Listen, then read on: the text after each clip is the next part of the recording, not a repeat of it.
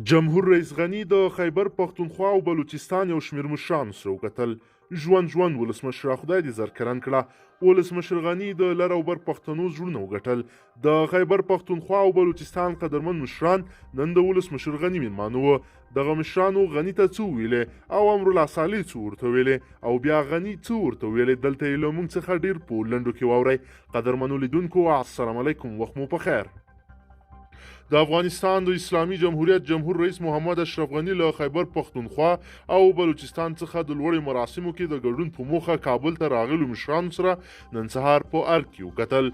په پیل کې آفتاب احمد خان شیرپاو، فرحت الله بابر، افراسیاب خټک، بشیر احمد بلور، محمود خان اڅکزی، محسن داور او بشرا ګوهر جمهور رئیس غني ته د دویم ځل ولسمشر کېدو مبارکي ورکړه. یادو ویناوالو همدارنګه د لوړې مراسمو کې د جمهور رئیس د وینا ترڅنګ د راکټي بریدونو پر مهال د جمهور رئیس غني د استقامت او شجاعت ستاینه وکړه او د سولې هلو ځلو ته په اشاره ویل سوله زموږ ټولو ګډه هیله ده او ستاسو په مشرۍ به په دې برخه کې کیدونکې هڅې د قدر وړ دي او په افغانستان کې به د تلپاتې سولې او ثبات د تامین او پرمختګ لامل شي. هغوی زیاته کړه د افغانستان امن د ټولې سیمې او په ځانګړي ډول د خیبر پښتونخوا او بلوچستان لپاره چې جنګ او تروریزم سخت ځپلي ځانګړی ارزښت لري. افغانانو په تیرو 40 کالو کې ډېرې سختې ګاللې قربانۍ ورکړې دي او د دوی دغه سرښندنې به افغان وطن ته امن او خوښي راوړي. د جمهور رئیس لومړی مرستیال امرالله صالح یادو مشرانو ته د غره اغلاس پر مهال ویل افغانستان زموږ ټول ګډ کور دی او د زړه له تله ستاسو د حضور مننه کوو. ښاغلي صالح ویل د افغانانو یووالی، کلتور، فرهنګ او اړیکې به وساتل شي او هیڅ چاته به د دې اجازه ورنکړو چې په یو او بل نوم زموږ ترمنځ اختلافات رامنځته کړي. د جنګ او تروریزم له امله د ډیورند ها غاړه د ولس په ځورېدلو او د مشرانو په وژل کېدو خواشیني شوي یو. جمهور رئیس غني له خیبر پښتونخوا او بلوچستان څخه راغلو مشرانو ته د ښه راغلاست پر مهال ویل زموږ او ستاسو برخلیک یو دی. باثباته د مقتدر دولت او پیاوړي اقتصاد لرونکی افغانستان د خیبر پښتونخوا او بلوچستان په امنیت مثبت اغیز لري.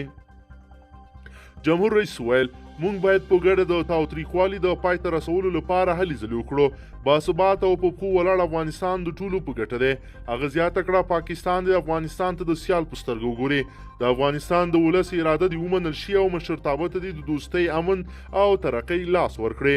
د هیواد جمهور رئیس د افغان ولس ظرفیت ته په اشاره ویل زموږ ولس زموږ لویه پانګه ده او دا ولس په تیر کې بند نه دی پاتې. دوی پر راتلونکي فکر او تمرکز کوي. د افغانانو غیږ پراخه ده.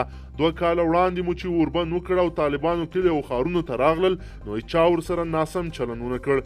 جمهور رئیس په ټینګار سره وویل د ښځو او ځوانانو حقونه اساسي قانون او جمهوریت پورې تړلي.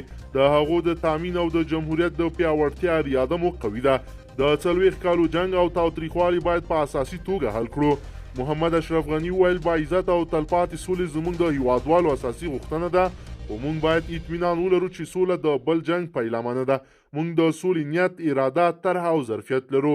جمهور رئیس د خپلو خبرو په پای کې ویل د جنګ زیانونه به پر راتلونکو 5 کالو کې جبران کړو. موږ بډای هیواد او وزیم ولس لرو. افغانان به په بیا مهاجر نشي او نه به یې لاس چاته وغځیږي. د وطن باثباته او آباد شي.